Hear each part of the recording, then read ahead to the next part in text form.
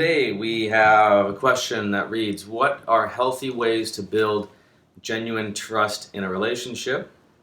What are warning signs that one is giving too much trust to someone too early in a relationship? And what are signs one is being too slow to trust in a new relationship because of wounds in a previous relationship? Okay, let's take this one at a time. I'm going to try to do this quick because they tell me, don't make them too long, Jeremy, but you have so much wisdom, but don't make them too long. So it's a tough life for me, right? Okay. Healthy ways to build genuine trust in a relationship. Number one, the number one way. Do you want to know it? Do you really want to know it? Honor God above the person. That's it. This is the number one way. If a person knows that you will honor what you feel God is leading you and what He has said in His Word and what is right between you and God above them, that is like the most unmovable thing that you can be tied to. And they know that, well, even if it's going to hurt their feelings, even if it might not be what they want to hear, that is what trust is. When you know that that a person is going to do what they said they were going to do, what they set out to do, that they are tied to this thing that isn't going to be continually changing. Honor God. Don't get the person you like, your relationship, your significant other. Don't get them in the God spot. That is the number one way to kill trust, because then you'll start doing things to try to please them, and that is a very inconsistent thing to be tied to. Another thing to do to build trust, be honest with where you are at in the relationship. That's a huge one. People, whether you think it or not, we all like to be told that I love you so much, even when you're a week into the relationship. And you're kind of, something inside you is going, they don't really know me, but it feels good to hear this. But does that mean they really actually do love me? Or they just feel like they love me and they just want they want to tell me this because it feels good? Be honest with where you are at. Don't follow the feelings, feel the feelings. That's a thing I just made up. I'm a big fan of not letting feelings drive us. To not feel our feelings will equally mess us up, but if we're following feelings, we're letting that drive us, we're going to be a wreck. It will not be a fun experience.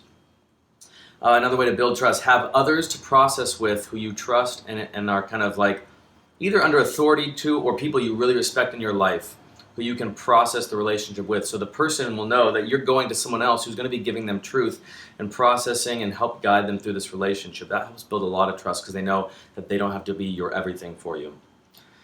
Number 4, I guess I'm going to do 5 of these. Number 4, tell the truth. What a novel concept. Tell the truth. Just tell the truth. And that's as small as the truth of what's going on inside of you, what you're feeling. Now, it doesn't mean everything you think comes out of your mouth, as my dad says, but be honest with yourself and just about what you're doing in life. Don't manage things, don't change things a little bit, try to change them so it doesn't hurt them or it makes them feel or see you better. Just tell the truth. It will never let you down. Number 5, don't decide you like them or love them before you know them. This was what I was alluding to on number 2. Let yourself be honest with where you're at in your process. Don't decide, don't be like, oh, I'm so desperate for a relationship that I like. The first person who shows interest in me, I'm just like, oh yes, I love you, I love you, I love you. Because they're going to go, but you don't really know me, which means I can't really trust what you're saying. I can only trust that you want me to like you. If that makes sense. Okay, what are warning signs that one is giving too much trust to someone too early in a relationship?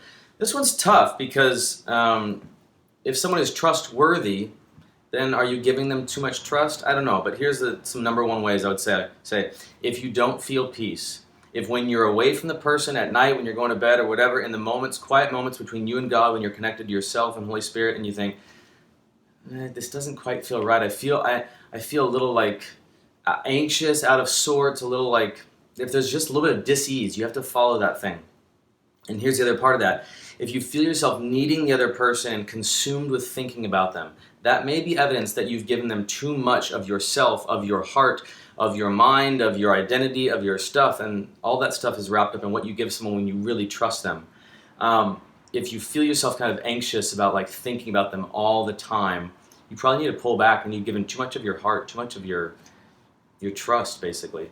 You probably need to pull back and be wise with what level and what stage you're at in the relationship based on how much time you've given. That's a tough one because those feelings are real strong. Like I said, don't follow the feelings. You can feel them, but don't follow them. Signs that someone is being too slow to trust in a relationship because of wounds in a previous relationship. Well, if you know you have wounds in a previous relationship, do the work. Dive into those. Go get sozos. Do a spirit connection training. Get a coach. Get a therapist. Do the work to start exploring some of that stuff. That'll really help you. And if you have a coach or a therapist or someone, process that relationship with them. As I said, on the other side of trusting too much, not trusting enough, I had my family calling me out going, Jeremy, that has nothing to do with your partner. That has to do with you. That helps so much because I want to be maybe hold back and say they're not trustworthy when it's actually just my fear. So have people in your life who you trust, who have earned your trust, and you can really process that with. What's another sign that you're holding back trust or being too slow? If your significant other says, I don't feel connected to you, I don't feel like you're vulnerable, I don't feel like you're open with me. Now, you have to sort through that because there can be a myriad of different reasons why someone might say that. However, if that is said, that's one thing to look at. Am I holding back? Is there parts of me that I'm not really opening that at this stage of our relationship, if you have a significant amount of time or whatever is appropriate to that stage of a relationship, is that appropriate for me to maybe start going, I can open up a little more, I can spend a little more time, or I can share a little more of what's going on inside of me. So if they bring that up saying it's hard to connect to you or they don't feel you're open, that's one sign, obviously. And conversely, or similarly, I should say like the first one, if you feel a lack of peace. You should, I don't want to say should, there's a good chance you will feel a lack of peace if you feel something, God has brought something good and someone good into your life and you're holding back with moving into that thing and a healthy level of trust. You probably will feel a bit of discontentment, dis-ease, and anxiety. So if you feel a lack of peace, if you're not willing to submit to God and obey, if you feel His urging you towards this relationship, stay connected to the peace, stay connected to God over the person, over the relationship, no matter how fun and exciting, how long you've been waiting for it. The balance between trust is really submitting to God and say, I will go, or I will stay, or I will let it go, or I'll move forward if I feel you urging me. And they can't be the loudest voice in your head or the loudest voice in your heart in order for you to hear God adequately while you're walking through it, because those feelings are raging when we're in relationships. Tell the truth, put God above the other person. And then the other three or so that I mentioned in the beginning will lead you well. All right, guys, I trust that you will find this information helpful, and I hope that you will find it helpful. Until next time, I'm Jeremy Byrne, Nothing Hidden Ministries.